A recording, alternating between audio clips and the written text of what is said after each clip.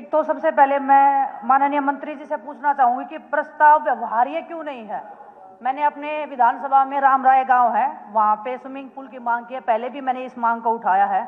Sir वहां पे 250 से 300 बच्चे डेली ट्रेनिंग करते हैं और 250 से 300 बच्चे आज भी गवर्नमेंट और प्राइवेट सेक्टर में जॉब करके एक सक्षम अपना जीवन व्यतीत कर रहे हैं। और सर बच्चे जो स्विमिंग करते हैं वो तालाब में करते हैं।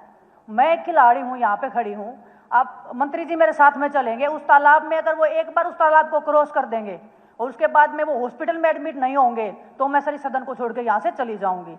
बच्चों को एलर्जी हो रही है सर, और एक विधानसभा में अगर 2, 4, 5 गांवों के बच्चे इकट्ठे हो गए, 250 से 300 बच्चे अगर इंटरनेशनल लेवल पे और नेशनल लेवल पे मेडल लेके आ रहे हैं तो वहां पे स्विमिंग पूल नहीं बनना। मुझे लगता है कि दूसरा हार्दिक राठी बनने का वेट करिए सरकार, उसके बाद में अपना पल्ला झाड़ के बोल देंगे कि ये हमारे अंडर में नहीं आता, ये पंचायत के अंडर में आता है। तो मैं मंत्री जी से बोलना चाहूंगी कि मैं खिलाड़ी होने के नाते यहाँ पे खड़ी हूँ, आपको मेरा भी सम्मान रखना चाहिए, आपको बाकी खिलाड़ियों का भी सम्मान रखना चाहिए। और मैं पिक्चर्स दिखा सकती हूँ सर तालाब की, मैंने जैसे ही क्वेश्चन लगाया सर वहाँ पे तालाब की सफाई के लिए अधिकारी वहाँ पे भेज दिए गए, लेकिन तालाब की सफाई के बाद में भी अगर आपको मैं हालात दिखाऊंगी तो आप भी अचंभित हो जाएंगे और पूरा सदन उस चीज के ऊपर शायद और ध्यान लगा के उस चीज को हमारी को सुनेगा और इस मैटर को बहुत सीरियसली लेगा। सर माननीय अध्यक्ष जी, आपके माध्यम से माननीय सदस्य को बताना चाहता हूं कि सरकार ने अपनी एक पॉलिसी बनाई है, किस प्रकार से कितनी दूरी पे स्टेडियम होने चाहिए, कितनी दूरी पर खेल का इंफ्रास्ट्रक्चर होना चाहिए। मैं माननीय सदस्य को आपके माध्यम से बताना चाहता हूं कि जो उस गांव की ये बात कर रही है, रामरही गांव की, उससे रामराई गांव की उससे 10-12 किलोमीटर की दूरी पर एकलव्य स्टेडियम में एक ओलंपिक आकार का स्विमिंग पूल पहले से चालू है। और जिस प्रकार की जानकारी और भी मैं माननीय सदस्य को आपके माध्यम से जींद जिले की पूरे की देना चाहता हूं कि उसमें 2 जिला स्तरीय स्टेडियम है, अर्जुन स्टेडियम और एकलव्य स्टेडियम, उपमंडल स्टेडियम 5 हैं, नवदीप खेल स्टेडियम में नरवाना, महाराजा जन्मेजय स्टेडियम, लिजवाना स्टेडियम। अब मैं आपको पूरी जानकारी दे रहा हूं। एक बार जवाब तो सुन लो, जवाब सुन ले। अरे सुन तो लो, जानकारी नहीं है, आप अपने एक बार जवाब सुन ले ना, बात तो पहले जवाब मैं फिर पूरे इंफ्रास्ट्रक्चर की जानकारी आपको दे रहा हूं। आपको दोबारा मौका देंगे बोलने का, पहले जवाब तो सुने मंत्री। पूरे प्रदेश को, आपके जिले की, आपके लोगों को भी पता होनी चाहिए कि कहां पे खेल स्टेडियम है, वहां पे जाके भी प्रैक्टिस की जा सकती है। अरे रुक जा भाई, लिजवाना स्टेडियम और राजीव गांधी 8 खेल स्टेडियम और मिनी ग्रामीण स्टेडियम 8 चल रहे हैं।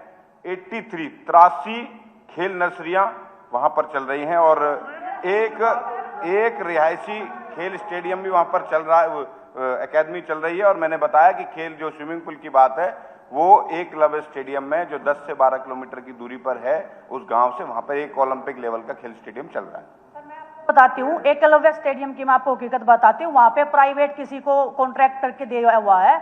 जब बच्चे वहां पे स्विमिंग के लिए जाते हैं उनसे फीस मांगी जाती है या उनको बोलते हैं कि आपका यहाँ पे अलाउड नहीं है। जो वहां पे पैसे देते हैं उन बच्चों को अलाउड करते हैं। मैंने भी बहुत बार उनसे कॉन्टैक्ट करने की कोशिश की। मैंने रिक्वेस्ट किया कि 15-20 बच्चे जो इंटरनेशनल लेवल पे रिप्रेजेंट करते हैं, कम से कम उनको ट्रेनिंग का आप मौका दीजिए। एक भी बच्चे का वहां पे एकलव्य स्टेडियम में एंट्री नहीं होता है सर। वो प्राइवेट लोगों को उनको कॉन्ट्रैक्ट दिया हुआ है, वो अपना पैसा जो उन्होंने सरकार को दिया है कॉन्ट्रैक्ट लेने के लिए, वो पैसा पूरा करने के लिए वो जो पैसे देते हैं उनको स्विमिंग करवाते हैं सर। तो जो बच्चे जो रिजल्ट्स दे रहे हैं 250-300 बच्चे, उनको ट्रेनिंग के लिए नहीं मिल रहा है सर। मैं बता रही हूँ कि सर्दी का मौसम है, आप चलो आप पानी में हाथ लगाते हुए नल के अंदर भी हम लोग गर्म पानी तलाशते हैं और वो बच्चे तालाब में कर रहे हैं। मैं वहां पे गई थी सर, जो माएँ हैं वो रोने लगी मेरे सामने कि बेटी तू कुछ कर।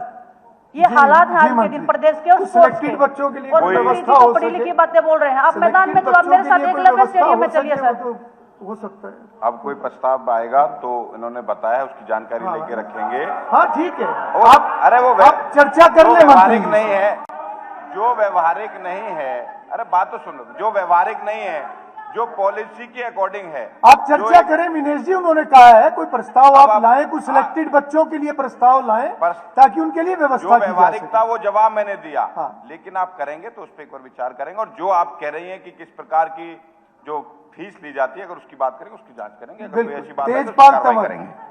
से मैं कांटेक्ट करने की कोशिश करती हूँ, मीटिंग मिलने की कोशिश करती हूँ अपने विधानसभा मंत्री जी के समय फिक्स करा नहीं लो। देते हैं सदन में, समय फिक्स कराओ, उनको चाय पिलाओ, बुलाओ। सोशल मीडिया के माध्यम से मैं तो लगाता हूँ जी, हजारों लोग मेरे से मिलते हैं, अगर ना हो तो देख लें। हजारों में मेरा नाम नहीं है सर, बात तो सुन लो पहले। नहीं है। 5 बार मेरी यहाँ के बात हुई है विधायिका जी, यहाँ पे नहीं सर, यहाँ पे बात हुई और आप आएंगे तो स्वागत है आपका, अभिनंदन सर मैंने करेंगे। 3-4 बार आज ही कांटेक्ट करने मिलेंगे, की कोई नहीं, आज ही मिलेंगे। आप उनका समय फिक्स कराओ।